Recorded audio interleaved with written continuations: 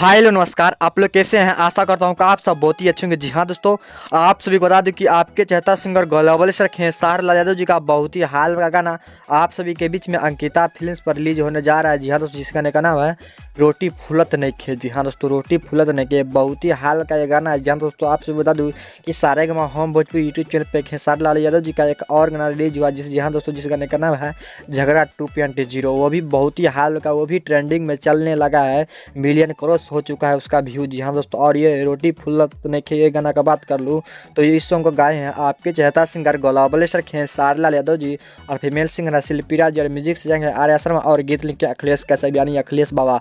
आप सभी के बीच में कल सुबह जी हाँ तो रोटी फूलत नइखे अंकिता फिल्म पे रिलीज हो रहा है, तो आप लोग अंकिता फिल्म पे जाके मोबाइल को रेफरेंस करते रहिएगा, क्योंकि आपके पास आपके यूट्यूब ऐप में कभी भी ये सॉन्ग आ जाएगा। जी हाँ दोस्तों, अगर आप हमारे चैनल पर नए हैं तो प्लीज़ चैनल को सब्सक्राइब कर दीजिए, ताकि जब भी मैं न्यू अपडेट रहा हूँ तो सबसे पहले आप तक पहुँच जाए। तो मिलते हैं अगली वीडियो अपडेट साथ, तब तक के लिए लव यू ब्रदर, अपना ख्याल रखना, लव यू ब्रदर।